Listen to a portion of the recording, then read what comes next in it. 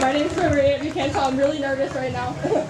But you may have seen me on the news recently. My school, my friend Talia Perez and I, we planned a 17-mile walk from our school in Davie all the way to Marjory Stoneman Douglas High School. 17 miles for the 17 miles walk. And also, if I read this paper a lot, I'm so sorry. I really don't want to cry right now because these words need to be said. I wrote this speech to be said after the walk, but I could not read it, so here goes nothing. I was 11 years old when Sandy Hook happened. I came home from school to my mother crying, thinking of how in a parallel universe it could have been her planning a funeral for her elementary school rather than focusing on reading lists for Santa or thinking about the huge mess she'd have to clean up after Christmas dinner. I was 11 years old when I watched news stories about the first responders that arrived on the scene, the men and women who entered the chaos and cradled the bodies of bloody 5-year-olds, and yet no one was discussing the issue at hand. At 11 years old, I wondered if the murder of 20 elementary schoolers and 6 of their teachers would be enough to get everyone talking. But I continued to watch more and more interviews, the ones where victims were blamed and little kids were accused of being crisis actors. And I watched as so many accusations were thrown about the guns or the mental health or the violent video games that everyone forgot to actually do something about it. So the years passed, and I watched as more were left with red bubbling at their lips. People at nightclubs, people at concerts, people like you and me, people like Donald Trump and Marco Rubio, people. And I listened to the puppeteer politicians saying now isn't a good time to talk about it because in their eyes it never would be. And then exactly a month ago, I wrote this about time. A month ago, I was 2 days away from being 17 years old when Douglas happened.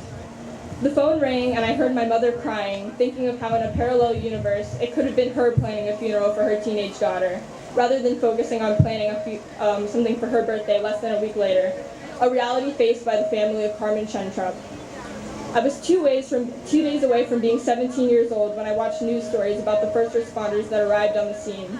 But this time I also watched news stories straight from the mouths of the true first responders, the students and teachers cradling the bodies of bloody teenagers. The students and teachers remembering the hallways of carnage and wondering why 14 teenagers and 3 educators had to be murdered to get us talking. The voices ring of those who lost classmates, those who wish to one day see the blood of their peers part like the Red Sea as they walk through it, never to be spilled again because of the change they incited.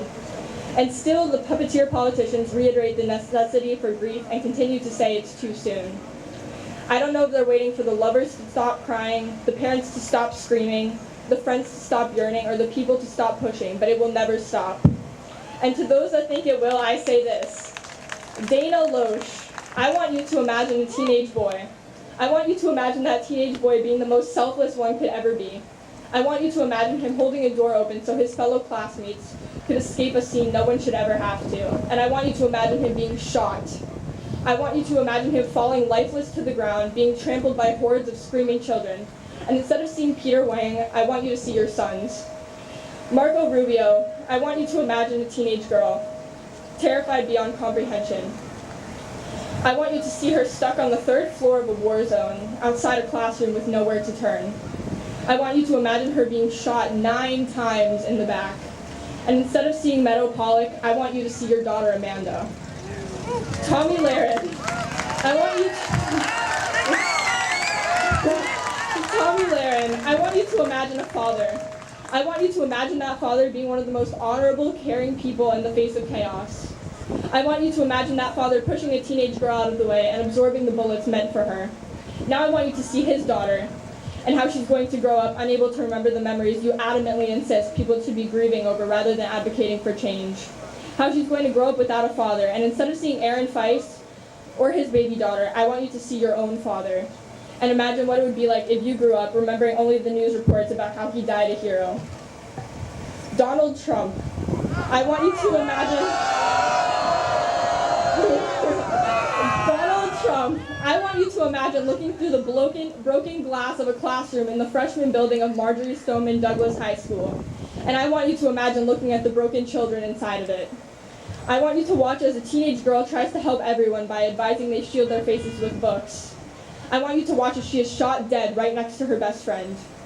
I want you to watch as a beautiful boy who signed the next 4 years of his life away to the University of Indianapolis a week before Valentine's Day is gunned down right next to her after making Valentine's Day cards for the girlfriend he was looking forward to sharing forever with.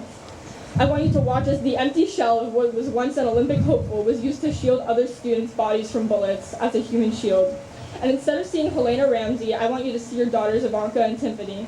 And instead of seeing my friend Nicholas Vorit, I want you to see your sons Donald Jr., Eric, or even Barron.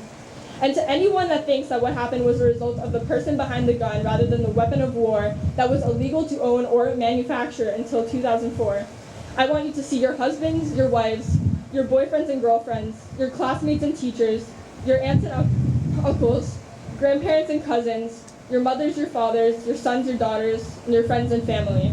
And I want you to look me in the eye and tell me why you still get to tell them you love them every day, while the families of Alyssa Al-Hadef, Scott Beagle, Martin Duque, Jamie Guttenberg, Chris Hickson, Luke Hoyer, Carol Loughran, Gina Montalto, Joaquin Oliver, Elena Petty, and Alex Schachter never will again. Are they any less important? That was stripped away from them because your agenda enabled it to be. I should not be standing here today. I shouldn't be up here reminding the friends and family of Alyssa Al-Hadef, Scott Beagle, Martin Duque, Nicholas Vorit, Aaron Feist, Jamie Guttenberg, Chris Hickson, Luke Hoyer, Carol Loughran, Gina Montalto, Joaquin Oliver, Elena Petty, Meadow Pollock, Helena Ramsey, Alex Schachter, Carmen Schentrop, and Peter Wang of everything they lost a month ago.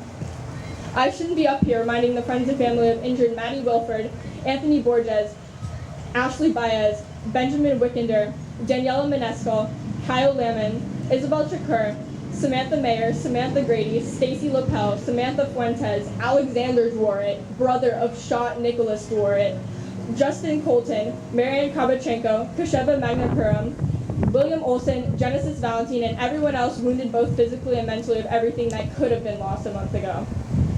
I should not be standing here today. I should not have had to walk 17 miles to honor the lives of 14 children my age and the 3 adults that died protecting them. Right now, the majority of the kids affected by Sandy Hook are the same age I was when I first realized how crumbled our democracy truly is. They were too young to advocate for themselves, and they still are now, but we are not, and we will not stop until we avenge everybody that has been affected by something so preventable.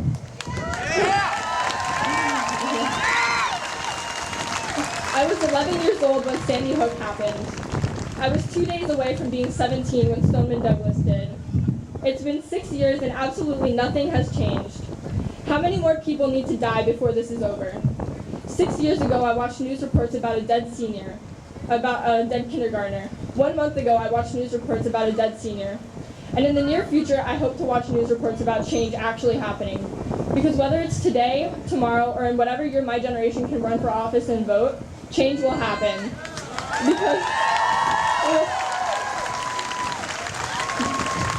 Because the majority of us are tired of seeing friends, families, and futures die. So watch out, Dana Loesch, Marco Rubio, Tommy Lahren, and Donald Trump, because one day we will be in your position, and we call BS. Thank you.